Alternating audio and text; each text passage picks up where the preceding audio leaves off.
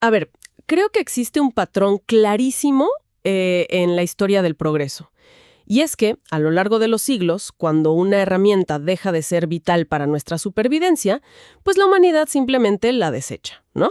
Claro, la descartamos sin pensarlo mucho. Exacto. O sea, pasó con el telégrafo, ocurrió con la máquina de escribir, con un montón de tecnologías agrícolas. Digamos que si el objeto pierde su función utilitaria principal, se vuelve obsoleto y termina abandonado en un granero o, bueno, en un museo. Tal cual. Se vuelve historia antigua. Pero, y aquí viene lo interesante, hay una herramienta biológica que rompió esta regla por completo.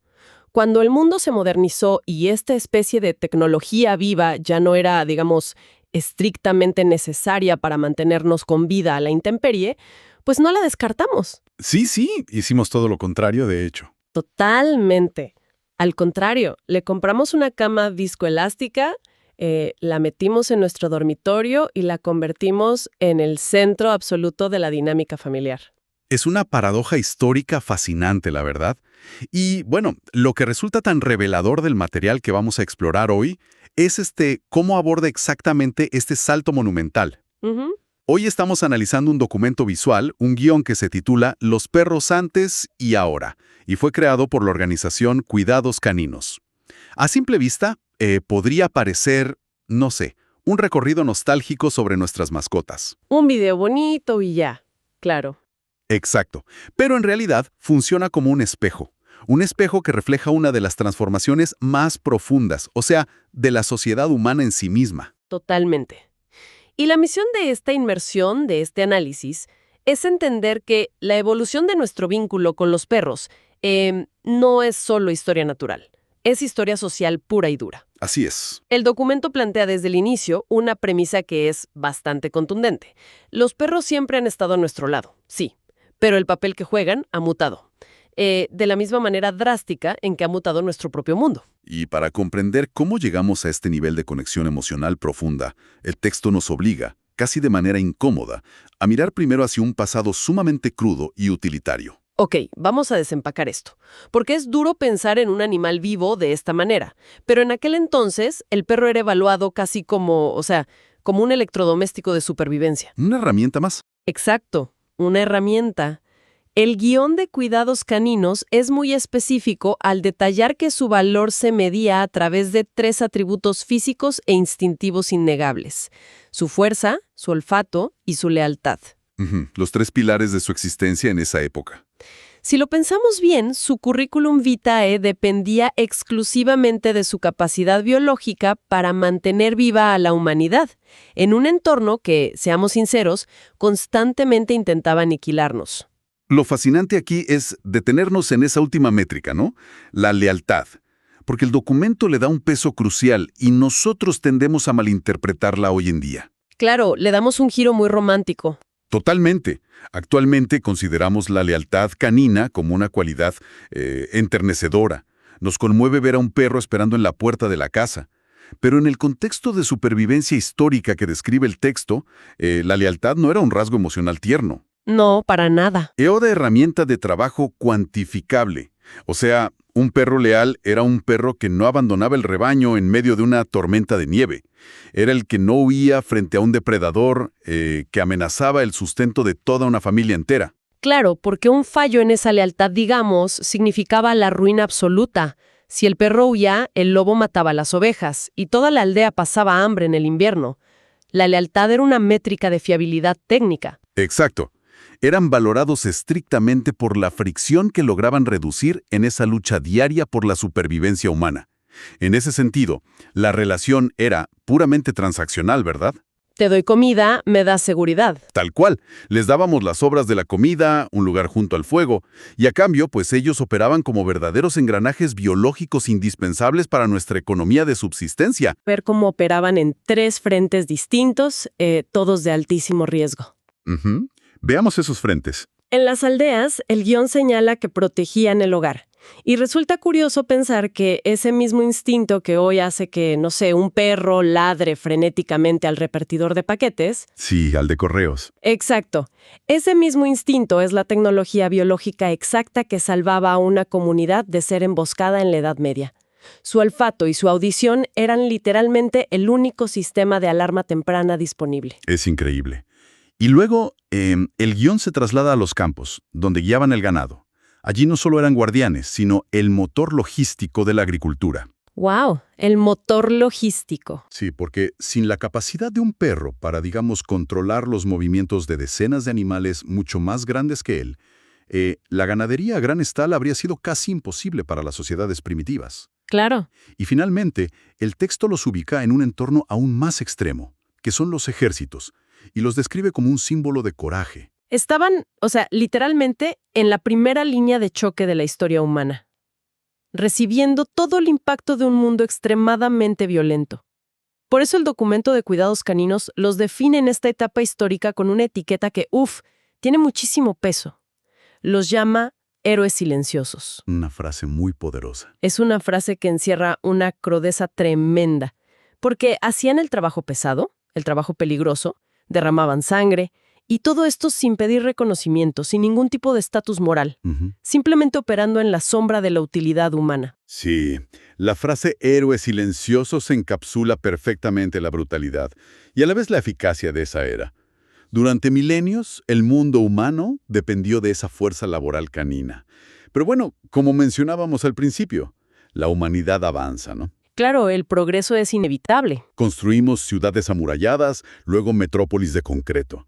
Inventamos sistemas de seguridad electrónicos para las casas, maquinaria pesada para cosechar los campos y la naturaleza de los conflictos cambió por completo. Y la lógica dictaría que al desaparecer la necesidad de esos guardianes y esos pastores, pues la especie humana simplemente seguiría su camino, ¿verdad? Exacto. ¿Que los dejaría atrás? Como hicimos con, los caballos de tiro o los bueyes. Claro, pero aquí es donde se pone realmente interesante. Y llegamos a la gran encrucijada visual y narrativa del documento. Porque la relación no se extinguió en absoluto. Para nada. El guión hace una transición súper abrupta hacia escenas de la vida actual. Vemos parques llenos de gente paseando, pasillos de clínicas, el interior cálido de los hogares modernos. Y el texto hace una distinción que me pareció muy poética, afirmando que los perros ya no solo cuidan el hogar, sino que ahora cuidan el corazón. Pasan de ser trabajadores a miembros de la familia, embajadores del bienestar animal e incluso, como menciona el texto, protagonistas en redes sociales. Es un contraste visual súper impactante que el creador del guión utiliza para enmarcar el nuevo rol social. Sí. Pero a ver, hay que detenerse en este punto para cuestionar un poco este giro, ¿no? A ver. Porque al leer esta sección sobre el salto de los campos de batalla a ser, digamos, el centro de videos virales y miembros mimados de la familia, es inevitable pensar que a lo mejor hemos perdido el rumbo. Entiendo por dónde vas. Pasamos de un animal que representaba coraje y resistencia a vestirlos con suéteres para conseguir me gusta en Internet. ¿No es esto una señal de que simplemente hemos humanizado en exceso a un animal de trabajo para llenar, nuestras propias carencias narcisistas? Esa es la gran duda. ¿Realmente siguen siendo útiles? ¿O solo se han convertido en un accesorio emocional? Esa es una crítica muy, muy común, ¿no? La idea de que la modernidad los ha reducido a sustitutos artificiales, como si fueran juguetes o bebés de reemplazo. Exacto. Pero, ¿y si conectamos esto con el panorama general? El análisis que nos pide hacer el documento desmiente ese cinismo, si uno observa con atención. El guión no menciona únicamente las redes sociales. Cierto. Menciona específicamente a los perros en clínicas y los categoriza como embajadores del bienestar animal. Y esto es clave para entender la mecánica de lo que verdaderamente sucedió. A ver, explícame eso. No es que hayamos humanizado a los perros por un capricho frívolo. Es que la utilidad del perro se adaptó a las nuevas amenazas que enfrenta nuestra especie. Pero, ¿a qué tipo de amenazas te refieres? Digo, considerando que ya no hay depredadores acechando en las ciudades. No hay lobos en el centro comercial. Claro, claro. Me refiero a las amenazas invisibles. Ah, ok. Ya no necesitamos que nos defiendan de un lobo en la estepa, eso es cierto. Pero la sociedad moderna, que es urbana y altamente tecnológica, creó un ecosistema profundamente antinatural para la psique humana. Totalmente. Hoy enfrentamos niveles crónicos de aislamiento, estrés, ansiedad y crisis de salud mental generalizadas. El vacío ya no es la falta de seguridad perimetral de la aldea, es la falta de conexión y de regulación emocional. ¡Wow! Y aquí, justo aquí, es donde la maquinaria biológica del perro vuelve a ser indispensable. O sea, me estás diciendo que la hipervigilancia que usaban en la antigüedad para, no sé, detectar peligros físicos, se reorientó. Exactamente. Piensen cómo funciona esto a nivel fisiológico. Un animal que fue criado durante generaciones para leer el lenguaje corporal sutil de una oveja a 100 metros de distancia o para percibir un cambio en el ambiente antes de un ataque, posee un hardware neuronal extraordinario. Sí, tienen los sentidos súper agudos. En el mundo moderno, ese mismo hardware se utiliza para leer las microexpresiones faciales de un humano. Ese instinto de alerta ahora les permite detectar, por ejemplo, cómo suben los niveles de cortisol en la sangre de su dueño antes de que sufra un ataque de pánico. Es increíble. Su trabajo pasó de ser, digamos, estrictamente físico a ser profundamente psicológico y terapéutico. Esa es una manera brillante de entenderlo, de verdad. O sea, el campo de batalla cambió. Ya no es una trinchera física llena de barro. Es el terreno minado de la mente humana moderna, ¿no? Tal cual. Cuando el texto dice que ahora cuidan el corazón, no es simplemente una frase cursi diseñada para generar ternura al final de un video. Es la descripción técnica y literal de su nueva función en la sociedad. Exacto. Reducen la presión arterial, acompañan en terapias de trauma, ofrecen un ancla emocional incondicional en un mundo que está hiperconectado pero a la vez es súper solitario. Han pasado de ser la tecnología de supervivencia física de las aldeas antiguas a convertirse en la tecnología de supervivencia emocional de las ciudades modernas. El trabajo sigue siendo igual de agotador y crítico, pero ahora ocurre en un plano neurobiológico completamente distinto. ¡Wow! Y esta transición nos obliga a hacernos una pregunta fundamental. A ver. Si el rol cambió de manera tan radical, desde dormir a la intemperie hasta dormir en el sofá detectando nuestros niveles de estrés, ¿significa que modificamos a los perros hasta convertirlos en una especie nueva? O sea, ¿fueron ellos los que mutaron para adaptarse a nuestros salones? Entonces, ¿qué significa todo esto? Y es justo ahí donde el documento de cuidados caninos lanza su mayor revelación. Yo diría que es el punto de inflexión de todo este análisis. Sí, sin duda. Después de mostrarnos el contraste extremo entre ese pasado crudo y el presente tan emocional, el texto llega a una conclusión contundente. Y dice literalmente, abro comillas, con el tiempo entendimos que los perros no cambiaron su esencia. Y esa frase lo cambia todo. Porque establece que la gran transformación que estamos discutiendo hoy no ocurrió en la biología canina.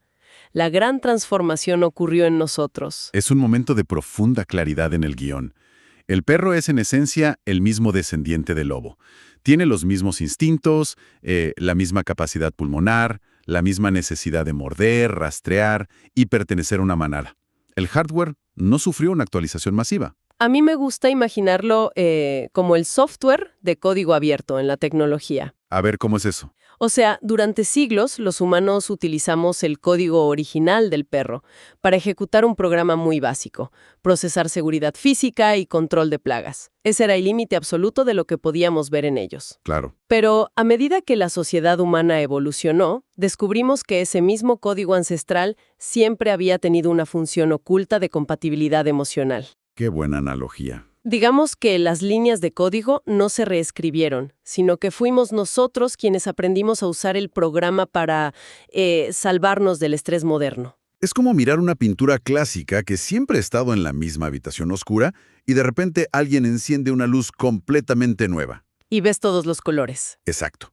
La pintura es la misma, pero el que la observa ahora aprecia un valor que antes ignoraba. El guión lo resume diciendo que la humanidad aprendió a verlos con, y cito, más amor, respeto y responsabilidad. Y esto plantea una pregunta importante, porque el hecho de que utilicen palabras como amor, respeto y responsabilidad es lo que convierte a este guión sobre mascotas en un ensayo, yo diría, sobre la evolución humana. Totalmente. Porque esto refleja un salto cognitivo gigantesco en la historia de nuestra especie, que es la expansión del círculo de consideración moral. ¿A qué te refieres exactamente con la expansión del círculo moral? Suena muy filosófico. A ver, históricamente, la humanidad valoraba a los elementos de su entorno casi exclusivamente por los recursos que le podían extraer, ¿no? Claro, lo que nos servía. Un árbol valía por la madera que daba, un río por el agua dulce, y un perro, pues por las calorías que ayudaba a cazar o la seguridad que brindaba. Ujú. Reconocer que otra especie merece respeto, no por lo que nos produce económicamente, sino por su simple existencia, por su compañía y su capacidad de sentir. Eso requiere un nivel de empatía súper sofisticado que la humanidad tardó siglos en desarrollar a gran escala. Básicamente nos elevó como especie. El guión es directo en esto. Dice, los perros no cambiaron, nosotros cambiamos la forma de amarlos. Es decir, la actualización del sistema operativo la tuvimos nosotros, no ellos. Tal cual. Es casi como si finalmente la humanidad estuviera a la altura de esa lealtad incondicional que ellos nos mostraron desde el principio. Ellos ya eran esos héroes silenciosos, ya poseían esa profundidad de conexión. Sí, estaban listos. Solo estaban esperando pacientemente a que nosotros desarrolláramos la empatía necesaria para darnos cuenta de lo que realmente teníamos caminando a nuestro lado. Es una reflexión que de verdad da mucho en qué pensar.